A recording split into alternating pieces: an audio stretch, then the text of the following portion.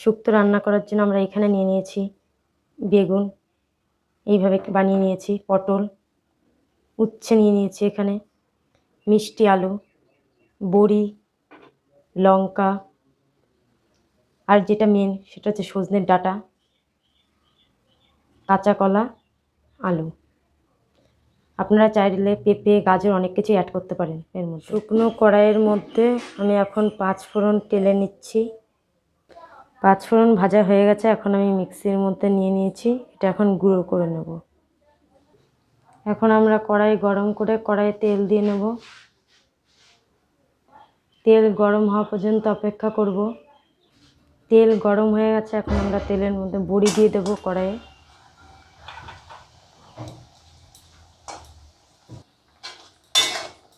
বড়িটা ভাজা হয়ে গেছে, এখন বড়িটা তুলে নেব। এখন আমরা বড়ি ভাজা এই তেলের মধ্যে উচ্ছেটা দিয়ে দেব।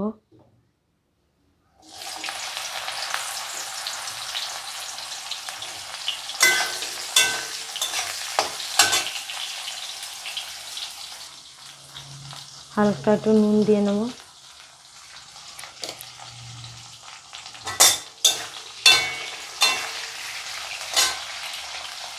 এখন হালকা নাড়াচাড়া করে উচ্ছেটা যদি এরকম লাল লাল করে ভাজা হয় তো তিতোটা একটু কম লাগবে। তো আমাদের উচ্ছে ভাজা হয়ে গেছে, এখন আমরা উচ্ছে ভাজাটা তুলে নেব। দেখেছেন উচ্ছেটা ঠিক এরকম করে ভাজতে হবে, এরকম লাল লাল করে। এখন আমরা এই তেলের মধ্যে দিয়ে দেব বেগুন।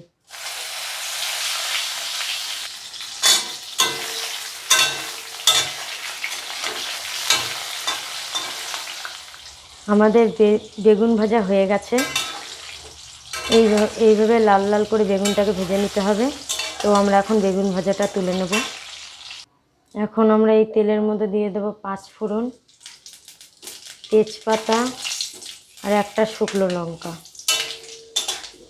এটাকে 2 সেকেন্ড নাড়াচাড়া করব, 2-5 সেকেন্ড, মানে 2 থেকে 5 সেকেন্ড আর কি নাড়াচাড়া করব। এখন এর মধ্যে দিয়ে দেব আলু,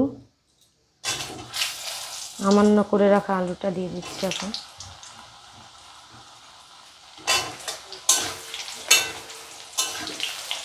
আলুটা 2 মিনিট নাড়াচাড়া করার পর আলুটা দিয়ে 2 মিনিট নাড়াচাড়া করে নেব। আলুটা দিয়ে 2 মিনিট নাড়াচাড়া হয়ে গেছে, ভাজা হয়ে গেছে। এখন দিয়ে দেবো এর মধ্যে বানিয়ে রাখা মিষ্টি আলু।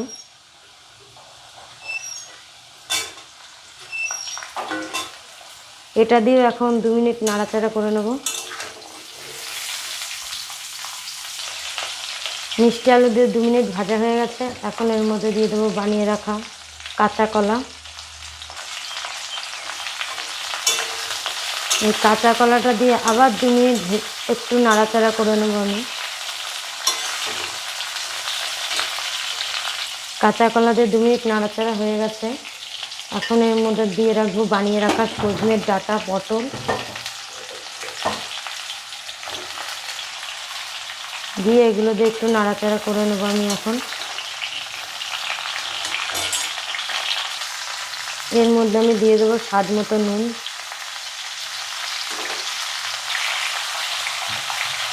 দিয়ে দেবো পরিমাণ মতো হলুদ,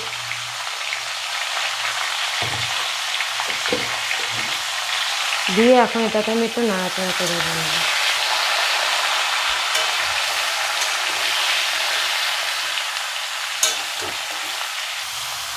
এখন এর মধ্যে দিয়ে রাখবো 1 টেবিল চামচ আদা বাটা, দিয়ে একটু নাড়াচাড়া করে নেব।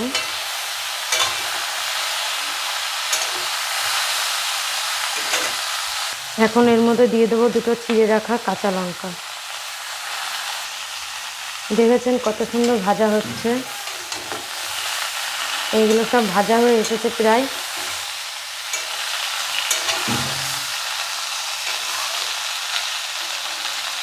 খুবই সুন্দর ভাজা হয়েছে। আমি একটু উষ্ণ গরম জলের মধ্যে আমুল দুধের গুঁড়োটা নিয়ে মিশিয়ে নেব ভালো করে। আমুল দুধের গুঁড়ো দিলে টেস্ট হয় আলাদা। আমাদের এইখানে সজনে ডাঁটা, আলু, সব পটল সব কিছু ভাজা রেডি হয়ে গেছে। এখন আমরা এর মধ্যে দিয়ে দেব সর্ষে, 1 টেবিল চামচ সর্ষে, 2 টেবিল চামচ পোস্ত বাটা। এখন আমরা এর মধ্যে মিশিয়ে দেব।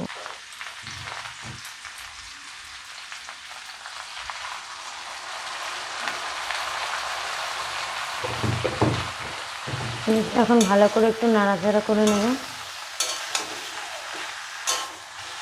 2 মিনিট মতো।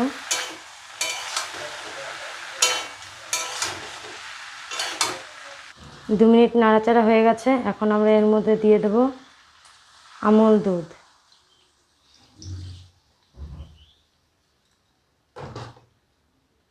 আমুল দুধটা দিয়ে খানিকটা গ্যাসের আঁচটা বাড়িয়ে দেব, একটু নাড়াচাড়া করে নেব।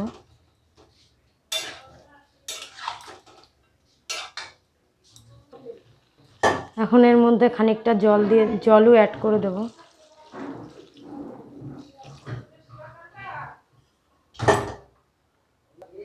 এখন একটু নাড়াচাড়া করে দেবো সবজিটা।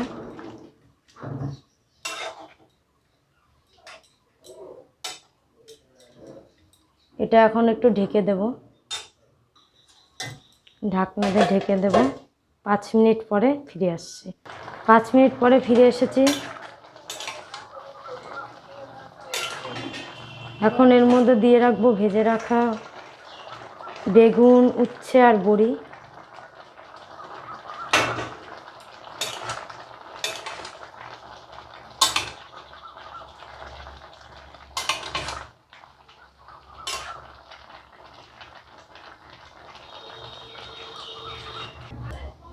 আবার একটু স্বাদ মতো এর মধ্যে একটু লবণ দিয়ে দেবো। আবার ঢেকে দেবো 5 মিনিটের জন্য। আবার 5 মিনিট পরে ফিরে আসছি। আমাদের 5 মিনিট হয়ে গেছে। আমাদের শুক্তো রেডি। শুক্তো রেডি হয়ে গেছে, দেখতেই পাচ্ছেন। এখন এর মধ্যে দিয়ে দেবো 1/2 টেবিল চামচ রাঁধুনি বাটা আর 1/2 টেবিল চামচ যে 5 ফোড়নটা আমি ভেজে গুঁড়ো করে নিয়েছিলাম, সেই 5 ফোড়নের গুঁড়ো মশলাটা দিয়ে দেবো এখন আমি।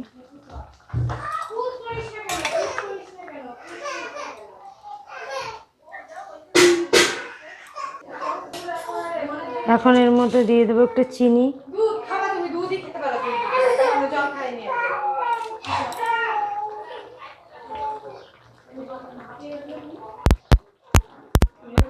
আমাদের রান্না হয়ে গেল শুক্তো।